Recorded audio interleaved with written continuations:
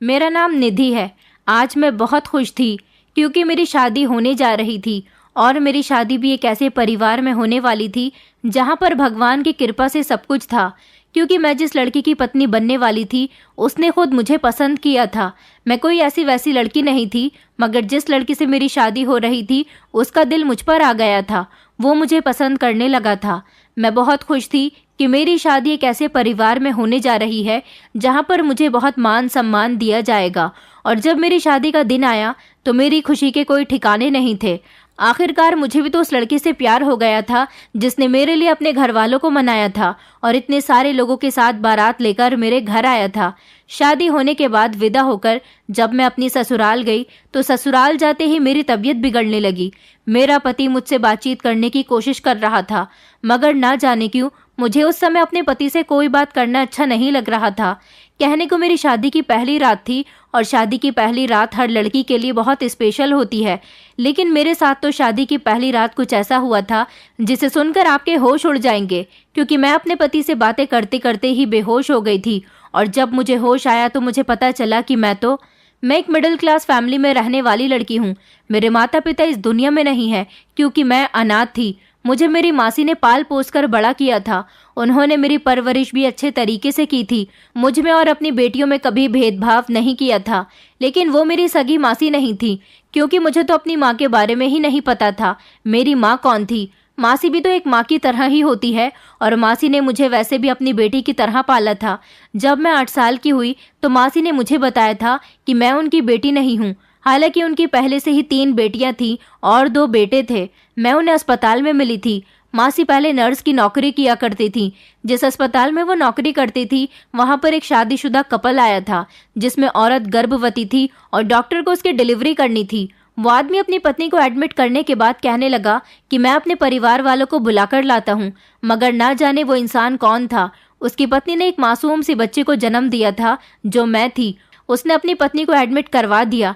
अस्पताल में उसके इलाज के खर्चे के लिए सारे पैसे भी भर दिए, मगर अपनी पत्नी और अपनी बेटी को छोड़कर वो ना जाने कहाँ चला गया था। उसने अस्पताल की फाइल में जब अपनी सारी इन्फॉर्मेशन लिखवाई थी तो उसने अपना कॉन्टैक्ट नंबर नहीं लिखवाया था और ना ही उसमें उसका कोई एड्रेस मौजूद था। बस जल्दबाजी में काउंटर पर पैसे जमा करने के बाद उसने अपनी पत्नी को एडमिट करवाया और डॉक्टर से कहा कि मैं अपने परिवार वालों को लेकर आता हूँ, आप मेरी पत्नी का ख्याल रखना। मगर वो अस्पताल से ऐसा गया कि कभी वापस ही नहीं आया। न जाने वो इंसान कौन था। वो अपनी पत्नी को सता रहा था या फिर खुद वक्त का सताया हुआ था। उसकी कहानी के बारे में मासी को या किसी को भी किसी बारे में कुछ पता नहीं चल सका।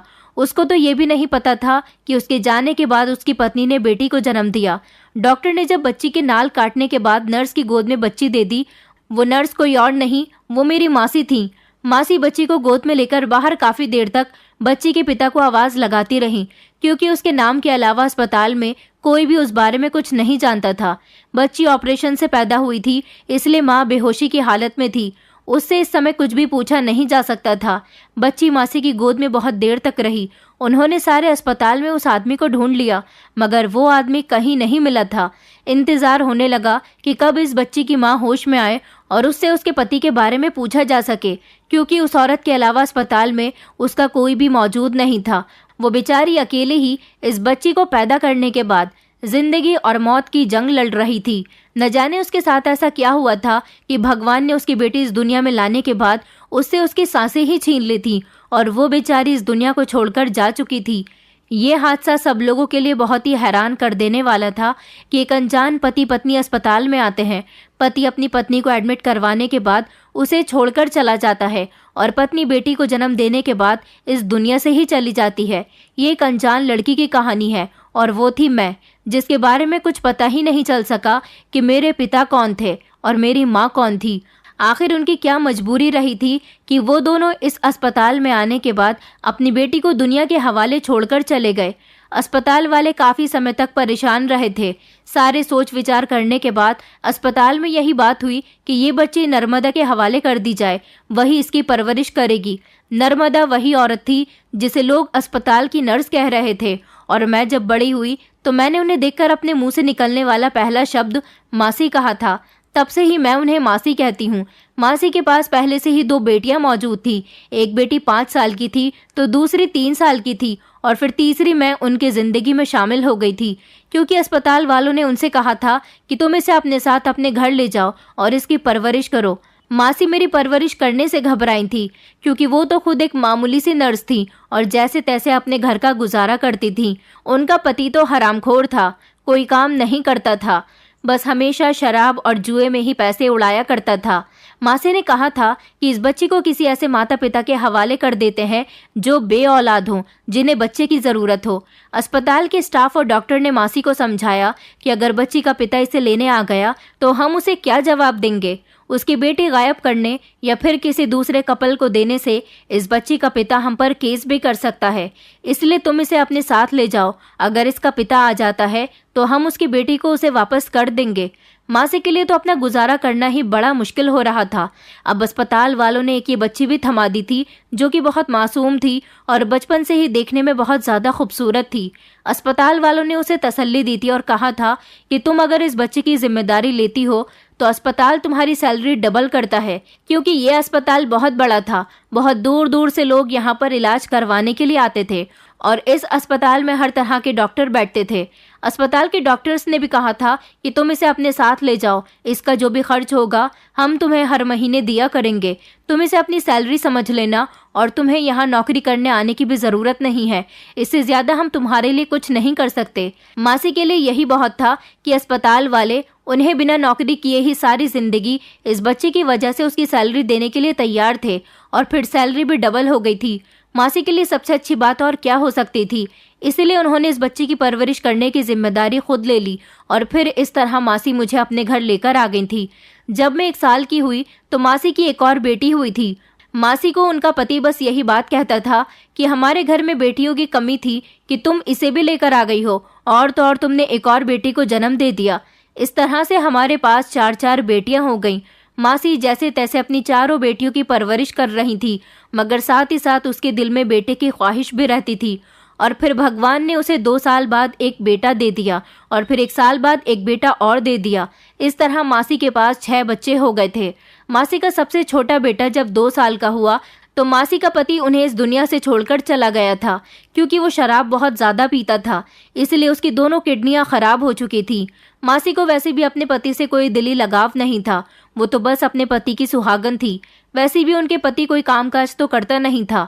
मेरी परवरिश का खर्चा अस्पताल वालों ने काफ़ी समय तक मासी को दिया था और जब मैं बड़ी हुई तो मासी की दोनों बेटियां जो मुझसे पहले ही बड़ी थी वो भी अच्छी खासी जवान हो गई, तो अस्पताल वालों ने मेरे हिस्से का खर्चा देना मासी को बंद कर दिया था। उनका कहना था कि अब बच्ची काफ़ी बड़ी हो गई है, वो चाहे तो कोई नौकरी भी कर सकती है। मेरी पूरी कहानी मासी ने मुझे बचपन में ही बता दी थी। उन्होंने मुझसे कुछ भी नहीं छुपाया था। हालांकि मैं उनकी अपनी बेटी नहीं थी, लेकिन फिर भी उन्होंने कभी अपने बच्चों के सामने मेरे साथ भेदभाव नहीं किया था। उन्होंने जिस स्कूल में एडमिशन अपने बच्चों का करवाया हुआ था उस स्कूल में ही मैं भी जाती थी। जो खाना वो अपने बच्चों को दिया करती थी वही मुझे भी देती थी। हाँ, बस फ़र्क इतना था कि मासी ने मुझे गृहस्थी में ज़्यादा डाल दिया था। उनकी दोनों बेटियां जो मुझसे बड़ी थीं वो घर का कोई काम नहीं करती थीं, उन्हें सिर्फ अपनी पढ़ाई से मतलब होता था, जबकि मुझे पढ़ाई करने के साथ साथ घर के कामकाज भी करने होते थे। 3 छोटे बहन भाई अभी काफ़ी छोटे थे। जिंदगी बहुत अच्छी गुजर रही थी। धीरे धीरे हम सब जवान हो गए। मासी की बड़ी बेटी ने टीचिंग करना शुरू कर दी थी, जबकि छोटी बेटी ने भी कुछ समय बाद उसी स्कूल में टीचिंग करना शुरू कर दी। इसी तरह दोनों बेटियां पैसा कमाकर ला रही थी और घर का गुजारा हो रहा था, जबकि तीनों छोटे बच्चे अभी पढ़ाई कर रहे थे। मासी की दोनों बड़ी बेटियां नीलम और श्वेता मासी से कहती थी कि निधि को भी किसी नौकरी पर डाल दो, लेकिन मासी कहती थी कि अगर मैंने इसे नौकरी पर डाल दिया तो घर का कामकाज कौन करेगा। इस उम्र में मुझसे तो घर के काम नहीं होते। मैं भी खुशी खुशी मासी से कहती थी कि मासी, तुमने सारी ज़िंदगी मेरे लिए बहुत कुछ किया है, मैं भी चाहती हूँ कि मैं भी कोई नौकरी करूँ। मासी कहने लगी कि नहीं नहीं, तू घर में रह, तुझे नौकरी करने की ज़रूरत नहीं है, घर में रहकर मेरी सेवा कर, यही तेरी जिम्मेदारी है, और अपने छोटे भाई बहन का ख्याल रख। मैंने हमेशा मासी के हर फैसले का मान रखा था। मैं उनका बहुत कहना मानती थी। मासी ने हमेशा माँ बनकर मेरी परवरिश जो की थी, इसलिए मैं उन्हें अपनी माँ समान मानती थी और उनके बच्चों को मैंने अपने बहन भाई समझा था। जिंदगी इसी तरह से एक सीधी सी राह पर चल रही थी। मासी अब बीमार रहने लगी थी, इसलिए ज्यादा समय घर में ही रहकर गुजारती थी। जब मैं घर में रहते हुए घर का सारा काम करती, सारे भाई बहन का भी बहुत ख्याल रखती थी। वो दोनों बहनें जॉब पर जाती थी, तो घर आने के बाद वो बहुत थक जाती थीं। काफी देर तक मैं उन दोनों की टांगें दबाया करती थी। मुझे उनकी टांगें दबाने में या उनका कोई भी काम करने में कोई एतराज नहीं होता था। लोग कहते थे कि मैं बहुत खूबसूरत हूँ, जबकि मेरी मासी की तीनों ही बेटियां एक मामूली सी शक्ल की थीं। मासी अब अपनी बड़ी बेटी की शादी कर देना चाहती थी, इसलिए उन्होंने अपनी बेटी के लिए रिश्ता तलाश करना शुरू किया। फिर एक दिन उनकी बेटी के लिए अच्छा रिश्ता मिल ही गया था। लड़के वाले गरीब थे, मगर इज्जतदार लोग थे। मेहनत की कमाई से अपना गुजारा किया करते थे। इस तरह मासी की सबसे बड़ी बेटी नीलम की शादी हो गई थी। फिर 4 साल और इसी तरह से गुजर गए। मेरी उम्र भी अब 20 साल हो गई थी। इंटर करने के बाद मासी ने मुझे घर बिठा लिया था। कहती थी कि तेरे लिए इतना ही पढ़ना बहुत है, आगे तुझे पढ़ लिख कर आखिर करना ही क्या है, तुझे भी अपनी बहनों की तरह गृहस्थी ही तो संभालनी है। मुझे इस बात पर भी कोई एतराज नहीं था। मासी के कहने के मुताबिक इंटर कंप्लीट होते ही मैं घर में बैठ गई थी, और फिर कुछ महीनों बाद मासी की छोटी बेटी का भी रिश्ता एक गरीब परिवार से आया था। मासी चाहती थी कि उनकी एक बेटी तो गरीब परिवार में जा चुकी है, लेकिन दूसरी बेटी की शादी तो अच्छे परिवार में होनी चाहिए। हालांकि उनकी दोनों ही बेटियां पढ़ी लिखी थीं और नौकरी करती थीं, मगर उनके भाग्य जहां जुड़े हुए थे वहीं उनकी शादी होनी थी। श्वेता की शादी भी एक ऐसे परिवार में हुई थी जहां पर उनके पास अपने मकान के अलावा और कुछ भी नहीं था। हाँ, ये जरूर था कि जिस लड़के के साथ उसकी शादी हुई थी वो उसे बहुत खुश रखता था, प्यार करता था और मेहनत से पैसा कमाता था। मगर श्वेता का कहना था कि उसे ससुराल में बड़े हिसाब से चलना पड़ता है। अब इस घर में सबसे बड़ी मैं रह गई थी। छोटे भाई भी इस काबिल हो गए थे कि मासी ने उन्हें एक फैक्ट्री में सामान की पैकिंग करने के काम पर लगा दिया था। सुबह को स्कूल जाते थे और शाम को फैक्ट्री में काम करने के लिए चले जाते थे। दोनों ही भाई थोड़े थोड़े पैसे लेकर आ रहे थे। हमारा घर काफी बड़ा था। ऊपर वाले पोर्शन में मासी ने अपने पति के मरने के बाद किराएदार डाल दिए थे, जिनका किराया भी हमारे पास आता था। ऊपर 2 कमरे थे और दोनों कमरों का किराया मिलाकर अच्छा खासा आता था। इतना था कि हमारा गुजर बसर अच्छी तरह से हो रहा था। अब मैं घर की सबसे बड़ी रह गई थी, इसीलिए घर की जिम्मेदारी मुझ पर और ज्यादा बढ़ गई थी। अब मासी पहले से ज्यादा बीमार रहने लगी थी। उनकी टांगों में बहुत दर्द होता था, ज्यादा चला भी नहीं जाता था। पहले तो मासी खाना बनाने के लिए सब्जी, दूध या जो भी सामान होता था वो मुझे लाकर दे दिया करती थी और मैं घर के कामों में बिजी रहती थी। मगर अब मुझ पर एक जिम्मेदारी और बढ़ गई थी। मासी के टांगों में दर्द के कारण मुझे ही बाजार से सारा सामान लाना होता था, क्योंकि मासी तो वो अपने बिस्तर से ज्यादा नहीं उठती थी। मैं उनकी सेवा में दिन रात एक कर दिया करती थी। पहले तो मैं कभी कभी घर से बाहर निकलती थी, मगर अब मेरे लिए घर से हर रोज निकलना हो रहा था, क्योंकि घर में कोई ऐसा भी नहीं था कि मुझे राशन का सामान लाकर दे दे। छोटी बहन पायल ज्यादातर अपनी पढ़ाई में बिजी रहती थी, जबकि दोनों भाइयों को भी इतनी फुर्सत नहीं होती थी कि वो मेरा कोई काम कर दें। इसीलिए मैं खुद ही घर से सामान खरीदने के लिए निकल जाती थी। मासी को भी इस बात पर कोई एतराज नहीं होता था, क्योंकि वो जानती थी कि अगर मैं सामान लेकर नहीं आऊंगी तो फिर घर में खाना कैसे बनेगा। एक दिन मैं राशन की दुकान से राशन का सामान खरीदने के लिए गई थी। ये दुकान शायद अभी अभी नई खुली थी, क्योंकि इससे पहले यहाँ मैंने ये दुकान नहीं देखी थी। इस दुकान का दुकानदार एक जवान लड़का था। मैंने उससे कहा कि मुझे 5 किलो आटा और 2 किलो चीनी दे दो। सामान खरीदने के बाद मैंने उसे पैसे दे दिए थे, मगर मैं नोटिस कर रही थी कि वो मुझे बड़ी गौर गौर से देख रहा था। उसकी नजरें मुझे खुद पर चुभती हुई महसूस हो रही थी। मैं खामोशी से अपने घर आ गई थी। अगले दिन फिर से मुझे दुकान पर कपड़े धोने का सर्फ और नहाने के साबुन लेने जाना पड़ा था। वो लड़का फिर से मुझे बड़ी गौर गौर से देख रहा था। न जाने वो मुझ में ऐसा क्या नोटिस करता था, मगर अब ऐसा हर बार होने लगा था। मैं जब भी उसकी दुकान पर सामान लेने जाती तो वो मुझे ध्यान से देखता, और अब की बार तो वो मुझे देख देख कर मुस्कुराने भी लगा था। शायद वो मुझे अकेली लड़की समझकर मुझ पर डोरे डालने की कोशिश कर रहा था। मुझे उसकी नज़रें खुद पर अच्छी नहीं लगती थीं, इसलिए मैंने उसकी दुकान छोड़कर दूसरी दुकान से सामान खरीदना शुरू कर दिया था। लेकिन कुछ दिन गुजरे थे जब मुझे अर्जेंट में चावल खरीदने थे, और हमारे मोहल्ले में ये 2 ही दुकान थी, बाकी दुकानें बहुत दूर जाकर थीं। घर में चावल खत्म हो गए थे। मैं जब चावल लेने दुकान पर गई तो आज वो दुकान बंद थी। मेरी समझ नहीं आ रहा था कि मैं क्या करूं। फिर मुझे मजबूरन इसी लड़के की दुकान से चावल खरीदने पड़ गए। मैं जब चावल लेने उसके पास गई तो वो मुझे देखते ही बहुत खुश हो गया था। पहले तो वो काफ़ी देर तक मुस्कुराता रहा और कहने लगा कि अभी देता हूँ मैडम, आप साइड में खड़ी हो जाओ। पहले वो बाकी के कस्टमर को निपटा रहा था। जैसे ही आगे खड़े हुए कस्टमर अपना सामान लेने के बाद दुकान से निकल गए तो उसने मुझसे कहा कि आप इतने दिनों के बाद मेरी दुकान से सामान लेने आई हो, क्या आप कहीं गई हुई थी?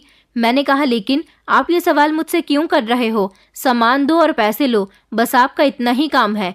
वो कहने लगा, अरे आप तो नाराज हो रही हो, मेरा मतलब वो नहीं था। मैंने कहा तो फिर मैं आपका क्या मतलब समझूं? वो कहने लगा, पहले आप मेरे पास सामान लेने के लिए आती रहती थी ना, अब काफ़ी दिनों से नहीं आ रही थी तो मुझे लगा कि कहीं आप बीमार तो नहीं पड़ गई या फिर आप कहीं पर चली तो नहीं गई। मैंने भी कह दिया कि तुम्हारी नज़रें मुझे बहुत परेशान करती हैं, इसलिए मैंने तुम्हारी नज़रों से बचने के लिए यहाँ आना ही बंद कर दिया और मैं दूसरी दुकान से सामान खरीद कर ले जाती हूँ। वो कहने लगा कि मुझ पर ऐसा जुल्म मत करो, अब मैं आपसे क्या छुपाऊं, प्लीज़ आप मेरी बात पर नाराज़ मत होना। मैं आपको पसंद करने लगा हूँ। मैं इस दुकान पर दिन के 8 घंटे बैठता हूँ। भगवान का दिया हमारे घर में सब कुछ है। मेरी ख्वाहिश है कि मैं एक बहुत बड़ा जर्नल स्टोर खोलूं, मगर अभी शुरुआत में पढ़ाई करने के बाद मैं अपने पापा की इस दुकान पर बैठ गया। लेकिन मैं आपसे कसम खाकर कहता हूं कि कभी मुझे कोई लड़की पसंद नहीं आई। आप ऐसी पहली लड़की हो जिसे देखते ही मैंने पसंद कर लिया था। आपको देखते ही मैं अपना दिल हार बैठा था। तभी तो मेरी नज़रें आपको गौर गौर से देखती थी। मन करता है कि बस आपको देखता ही रहूं, मगर आपने मेरी दुकान पर आना बंद करके मेरा दिल तोड़ दिया। पहले तो काफ़ी देर तक मैं उसकी बकवास सुनती रही और फिर मैंने उससे कहा कि मुझे 2 किलो चावल तोल दो और उसके बाद मैं यहाँ से जा रही हूँ। मुझसे गलती हो गई कि मैं यहाँ पर आ गई और इतनी देर से तुम्हारी बकवास सुन रही हूँ। अब मुझसे बात करने की कोशिश भी मत करना। वो समझ गया था कि मुझे उसकी बात का बुरा लग गया है। वो शर्मिंदा हो गया। उसने मुझे मेरा सामान दिया, पैसे लिए और फिर मैं उसकी दुकान से वापस आ गई थी। घर आने के बाद मैं अपने काम में बिजी हो गई थी, मगर ना जाने क्यों मेरे दिल में बार बार उसका ख्याल आ रहा था। ऐसा लग रहा था कि कहीं न कहीं उसकी बातें सच्ची थीं, मगर मैं ऐसे किसी लड़के पर भरोसा तो नहीं कर सकती थी।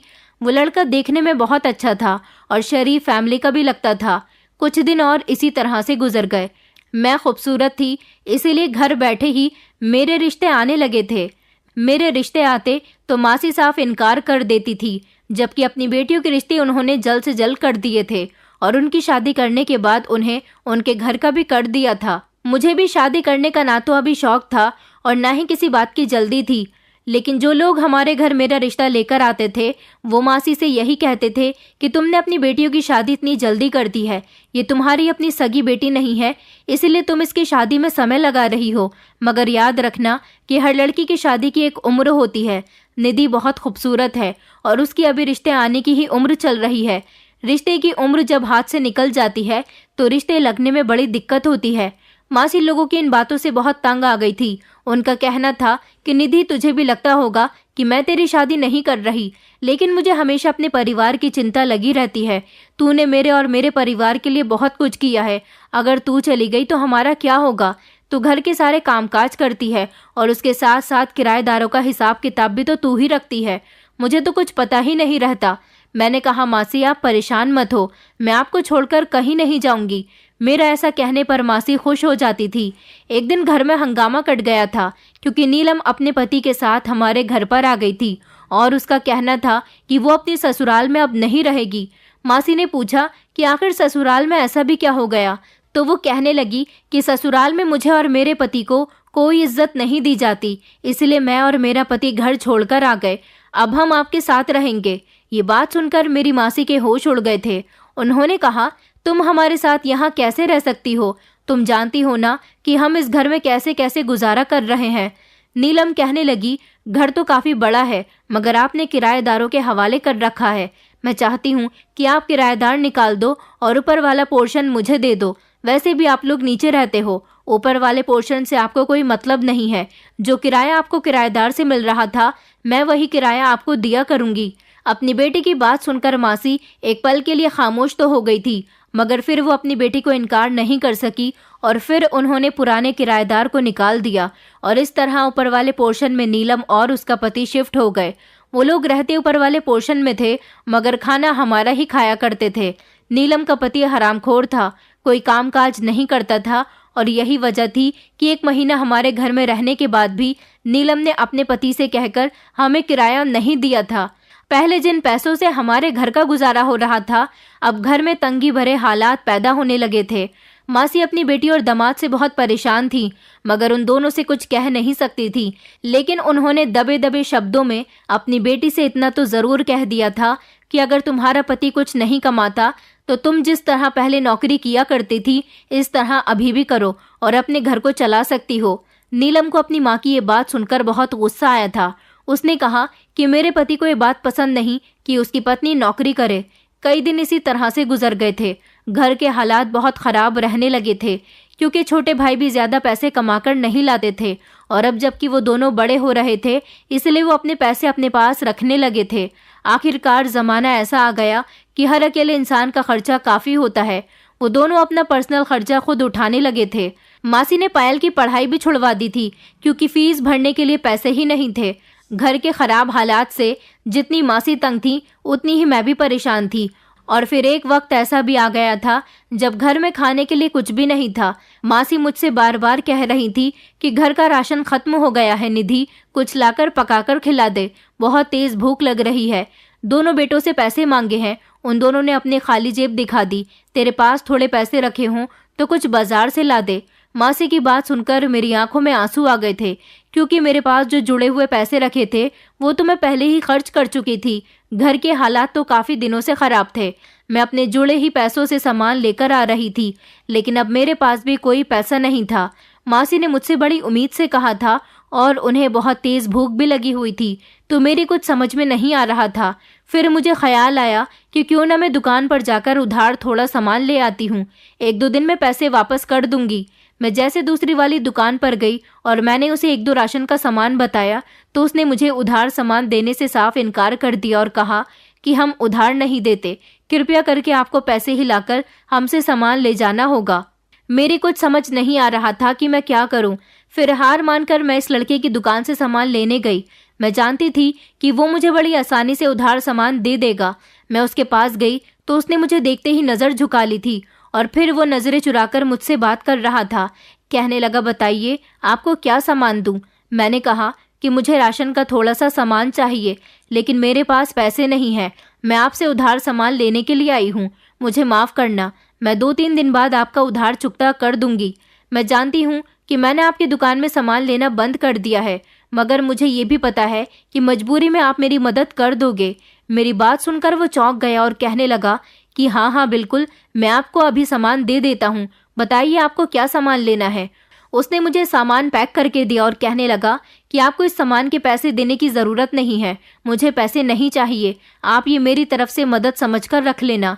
सोच लेना कि मैंने आपकी मदद कर दी है और मैं इसके बदले आपसे पैसे नहीं लूँगा। वो मुस्कुराकर मुझसे ये बात कह रहा था। मैं उसकी दुकान से निकल आई थी और फिर मैंने घर आकर खाना बनाया, सबको खाना खिलाया तो सबके पेट भर गए थे। मासी ने कहा कि तेरा बहुत शुक्रिया निधि बेटा, तू कहाँ से लेकर आई है ये सामान। फिर मैंने उनको पूरी बात बताई तो मासी कहने लगी कि नहीं बेटा, हमें किसी का एहसान नहीं लेना। 1-2 दिन बाद जब पैसे आ जाएंगे तो उसे पैसे दे आना।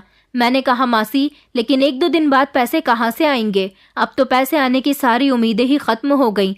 किराए के पैसे भी नहीं आते, दोनों भाई भी पैसे लेकर नहीं आते, तो मैं उसे कहाँ से पैसे दूंगी। मासी कहने लगी, हाँ ये बात भी तू सही कह रही है, चल भगवान कोई ना कोई रास्ता ज़रूर निकालेगा। चाहती तो मैं भी यही थी कि मैं उस लड़की के पैसे वापस कर दूं। 2 दिन गुजरे थे जब हमारे घर हमारा पुराना किराएदार आया और ईमानदारी से उसने हमें हमारे 3 महीने का किराया दे दिया। उसने कहा कि जब मैं यहाँ से गया था तो आपके ऊपर 3 महीने का किराया चढ़ा हुआ था, अब हमें दूसरा घर मिल गया है तो सोचा कि आपके पैसे आपको वापस कर देता हूँ। मासी उस आदमी की ईमानदारी पर बहुत खुश हुई थी, क्योंकि वो हमारे घर में काफ़ी लंबे समय से अपनी पत्नी के साथ रह रहा था। मासी ने मुझे दुकान वाले लड़के को पैसे देने के लिए पैसे दे दिए और कहा कि निधि उससे सामान भी खरीदती लाना और उसे उसके पैसे भी वापस कर देना। कहना अगर हमें आगे कभी उधार सामान खरीदने की ज़रूरत पड़ी तो हम आपसे ही खरीद लिया करेंगे। और हाँ, इसी दुकान वाले से हमेशा सामान लेकर आया कर और किसी के पास मत जाना, क्योंकि जो मुसीबत के समय हमारा साथ दे हमेशा उसी के पीछे जाना चाहिए। मैं मासी से पैसे लेकर उस दुकान वाले लड़के को पैसे देने गई तो उसने पैसे लेने से साफ इनकार कर दिया और कहने लगा, मैंने तो आपसे कहा था कि मुझे पैसे नहीं चाहिए, बल्कि मैं आपकी मदद कर रहा हूँ।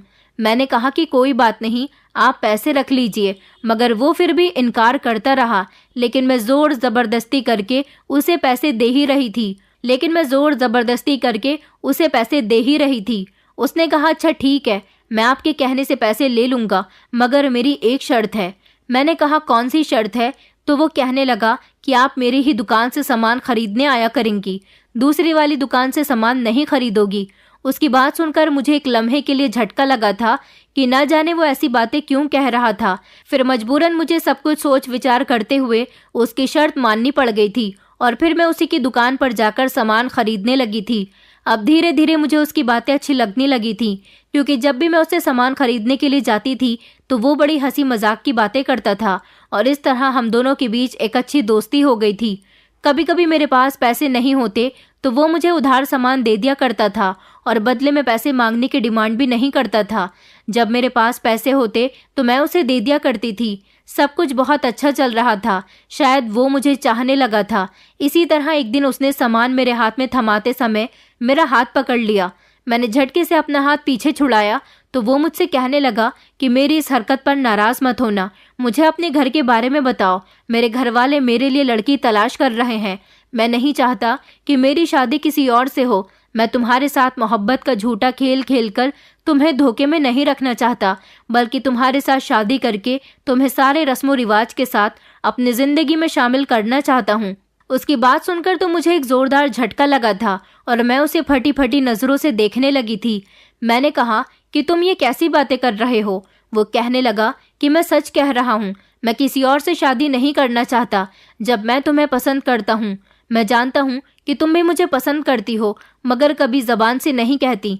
ये बात हकीकत थी कि दिल ही दिल में मैं भी उसे पसंद करने लगी थी। उसने मुझसे कोई फालतू बात ना करके डायरेक्टली शादी की बात की थी। उसने कहा था कि मैं अपने परिवार वालों को लेकर कल ही तुम्हारे घर आ जाऊंगा। मैं अपने माता पिता का इकलौता बेटा हूँ। भगवान का दिया हमारे पास सब कुछ है, घर में किसी तरह की कोई कमी नहीं है। मेरे पापा के गांव में काफ़ी सारी ज़मीनें पड़ी हुई हैं, लेकिन हम लोग शहर में रहते हैं, इसलिए शहर के लाइफस्टाइल के साथ अपनी ज़िंदगी गुजार रहे हैं। मैं तुम्हें बहुत खुश रखूंगा, तुम्हें कभी भी ज़िंदगी में परेशानी नहीं होने दूंगा। उसकी बात सुनकर मेरे दिल को एक अजीब सा सुकून मिला था। फिर मैंने उसे अपने बारे में सब कुछ बता दिया। मेरी बात सुनकर वो कहने लगा, अच्छा तो तुम अपनी मासी के साथ रहती हो, तो ठीक है, मैं अपने घर वालों को तुम्हारी मासी से ही मिलाने के लिए तुम्हारे घर ले आता हूँ, फिर वो तुम्हारी मासी से रिश्ते की बात कर लेंगे। मैं उसकी बात सुनकर शर्मा गई थी और मैंने उससे कहा था कि कल मैं तुम्हारे घर वालों का इंतज़ार करूँगी। वो हंसते हुए कहने लगा कि तुम फिक्र मत करो, अब हमारी कल ही मुलाकात होगी। मैं बहुत खुश थी और घर वापस आ गई थी। आज मुझे इतना खुश देखकर मासी और पायल कह रही थी कि आखिर तुम्हें ऐसी कौन सी खुशी नसीब हो गई जो इतनी खुश नज़र आ रही हो। मैंने कहा, पता नहीं क्यों आज मैं बहुत ज़्यादा खुश हूँ। ऐसा लग रहा है कि इस दुनिया को स्पेशली मेरे लिए ही बनाया गया है। मासी कहने लगी कि भगवान करे तेरी खुशी हमेशा ऐसे ही बरकरार रहे। आखिर मासी मुझसे बहुत प्यार करती थी, इसलिए छोटी छोटी बात पर हमेशा मुझे दुआएं देती रहती थी। मेरी मासी की दुआओं का ही तो नतीजा था कि मेरा सामना एक इतना प्यार करने वाले लड़के से हुआ था कि वो इधर उधर की बातें ना करके, मेरा फ़ायदा ना उठाकर डायरेक्ट मुझसे शादी करने वाला था। और फिर ऐसा ही हुआ था। अगले दिन उस लड़के के माता पिता हमारे घर मेरा रिश्ता मांगने के लिए आ गए थे। मासी हालांकि इस रिश्ते के आने से बहुत ज़्यादा चौंक गई थी। लड़के वालों ने बता दिया था कि उनके पास किसी चीज़ की कोई कमी नहीं है, उन्हें सिर्फ और सिर्फ अपने बेटे की पसंद की लड़की चाहिए। उन्हें तो दहेज भी नहीं चाहिए। वो चाहते हैं कि सिंपल तरीके से शादी हो जाने के बाद वो अपनी बहू को घर ले जाएं। मासी रोहन को भी बड़ी गौर गौर से देख रही थी। लड़की की माँ इस रिश्ते के लिए बहुत ज़्यादा जिद कर रही थी और कह रही थी कि बहन, इस रिश्ते से इनकार मत करना, आपकी बेटी को मेरा बेटा पसंद करता है, हम आपके पास बड़ी उम्मीद के साथ आए हैं। मासी कहने लगी, लेकिन मैं निधि की अभी शादी नहीं करना चाहती। रोहन मासी से कहने लगा, आंटी तो फिर आप कब उसकी शादी करना चाहती हैं? हम तभी बारात लेकर आ जाएंगे। मासी इस रिश्ते से इनकार नहीं कर सकती थी, क्योंकि एक तो ये लोग बहुत ज़्यादा जिद कर रहे थे, दूसरा ये कि इनकार करने की उनके पास कोई ठोस वजह नहीं थी। फिर मासी कहने लगी कि मैं सारी जांच पड़ताल करना चाहती हूँ और सोच विचार भी करूंगी, उसके बाद ही आपको जवाब दूंगी। रोहन के माता पिता कहने लगे कि हाँ, हम आपको इतना समय देते हैं कि आप हमारे घर पर आए, हमारे घर को देखें। अपनी तरफ से तो वो इस रिश्ते से हाँ कर गए थे। मासी समझ गई थी कि मैं क्यों इतनी खुश हो रही थी। मासी ने मुझसे तो कुछ नहीं कहा था, लेकिन मेरी खुशी की खातिर मासी नीलम और पायल को लेकर अगले दिन रोहन के घर चली गई थी। वहां से आने के बाद मासी तो बिल्कुल खामोश हो गई थी, मगर नीलम और पायल बहुत खुश नजर आ रही थी। वो दोनों कहने लगी, निधि तू तो बड़ी खुशनसीब लड़की निकली। जिस घर से तेरा रिश्ता आया है उस लड़के का घर बहुत बड़ा है और सुना है कि उसका सपना है कि वो शहर में सबसे बड़ा जनरल स्टोर खोलने वाला है। अभी तो छोटी सी ही दुकान में है, लेकिन शादी के बाद वो अपने सपने को पूरा कर लेगा। इतना बड़ा घर में हर चीज की फैसिलिटी, लड़का इतना स्मार्ट और पढ़ा लिखा, लड़के के पिता की अपनी जनरल स्टोर की दुकान है। ये तो बहुत बड़ी बात है। तू तो वहां पर ऐश करेगी निधि। वो लोग मुझे मेरी होने वाली ससुराल की खूबियां बता रही थी। मैं बहुत खुश हो रही थी। अब मुझे पूरी तरह से रोहन से प्यार हो गया था। मैं दिल ही दिल में इतनी खुश हो रही थी कि जैसे मेरी शादी किसी शहजादे से हो रही है। सब कुछ ठीक था, मगर मुझे मासी खुश नहीं लग रही थी। मैंने मासी से बात करनी चाहिए, तो उन्होंने कहा कि मैं इस रिश्ते के लिए हाँ करके आई हूँ। तुझे मुझसे कुछ भी कहने की जरूरत नहीं है। मैंने तेरी खुशी की खातिर रिश्ता तय कर दिया। मेरे दिल को सुकून मिल गया था और अब मेरी शादी की डेट भी फिक्स हो गई थी। मेरी शादी में 1 महीना रह गया था। मासी मेरी शादी की तैयारियां कर रही थी।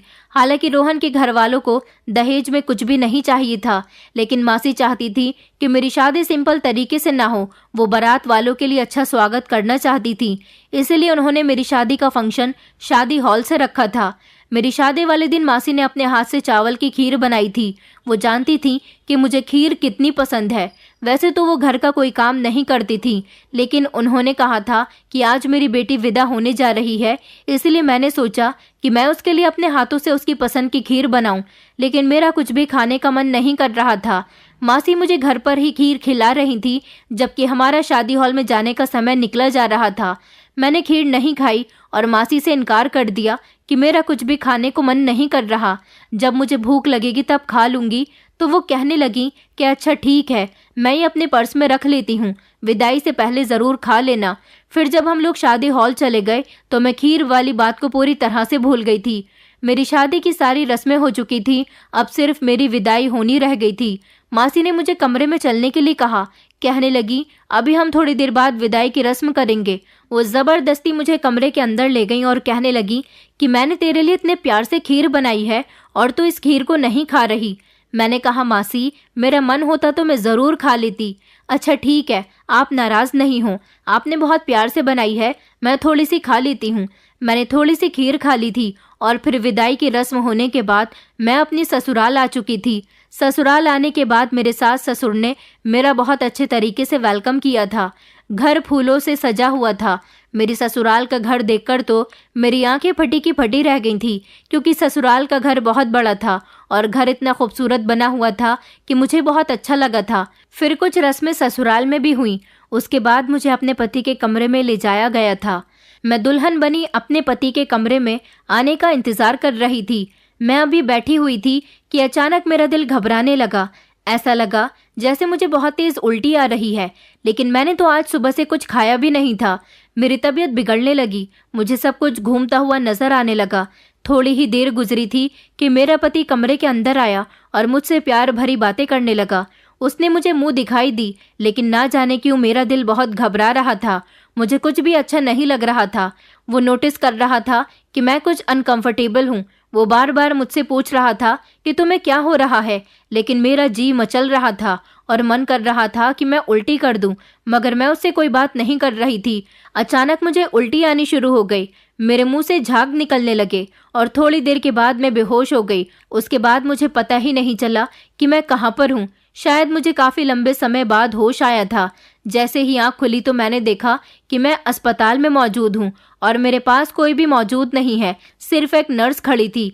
नर्स ने मुझे जैसे ही होश में आते हुए देखा तो वो डॉक्टर को बुलाकर ले आई और डॉक्टर ने मेरा चेकअप किया।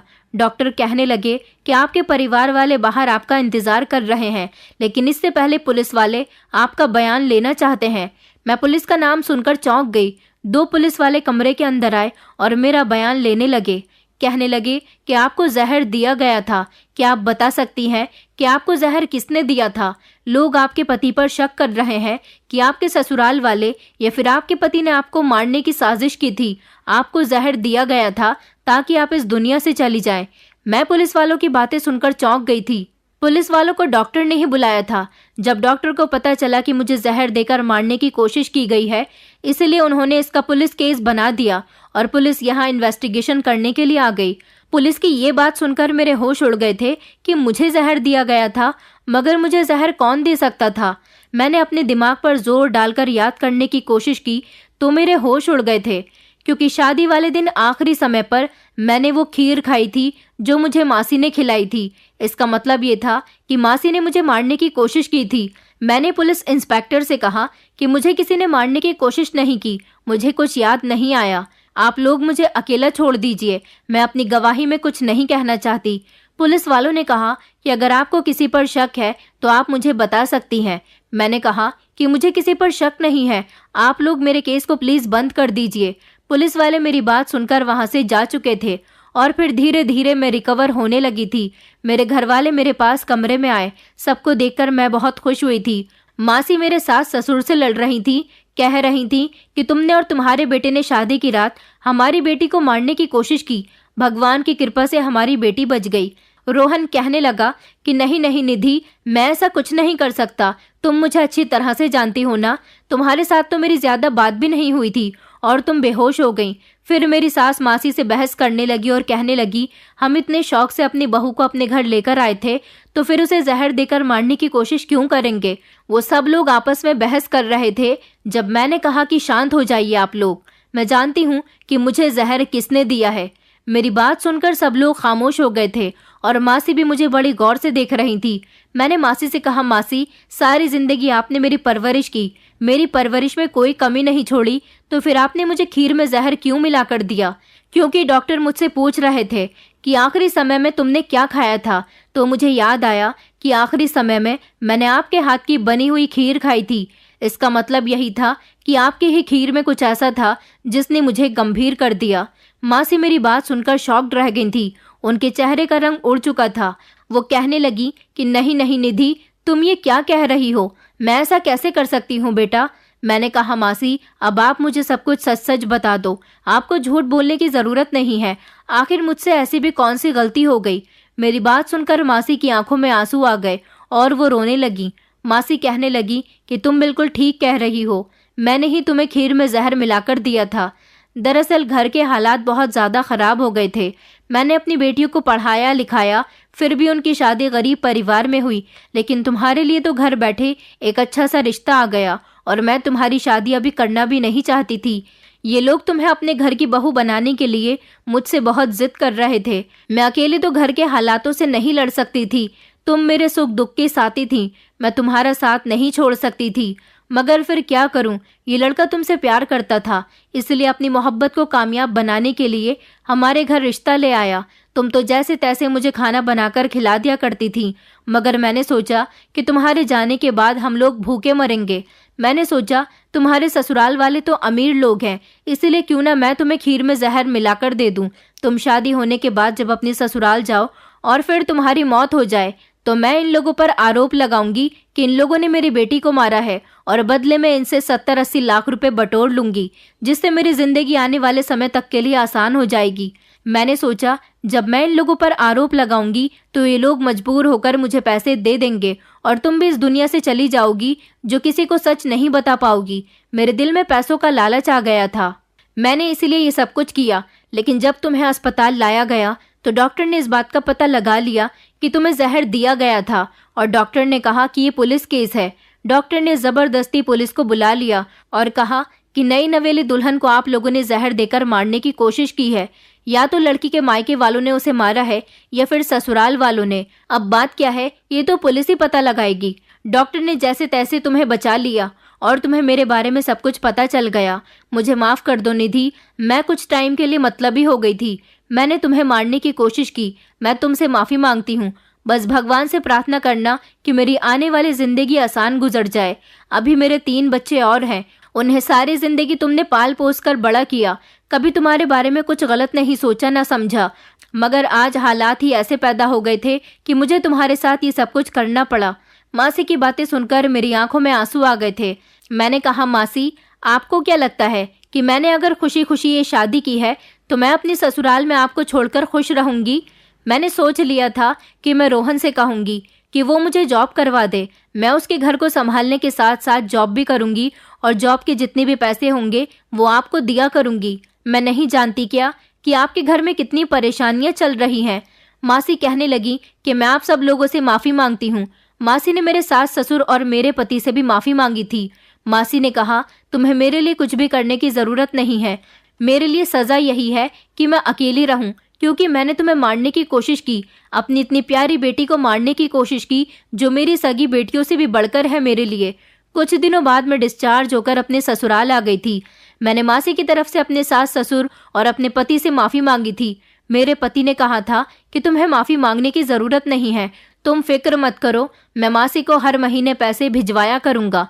इस तरह मेरे पति ने हर महीने मेरी मासी को उनके घर पैसे भिजवाए, जिससे उनका गुजारा आसानी से होने लगा। और फिर भगवान की कृपा से एक दिन मेरे पति ने अपनी मेहनत और कामयाबी से शहर में अपना सबसे बड़ा जनरल स्टोर खोल लिया, जिस पर लोग सामान खरीदने आते, और इस तरह मेरे पति का नाम भी फेमस हो गया था। मेरे पति के शहर में अपनी एक पहचान बन गई थी, अपने माता पिता का नाम रोशन किया था और अपने सपने को भी पूरा किया था।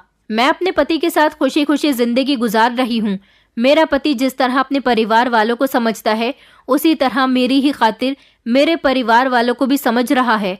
मेरा पति एक बहुत अच्छा इंसान है। मैं भगवान से प्रार्थना करती हूँ, भगवान इसी तरह से मेरे पति को सलामत रखे।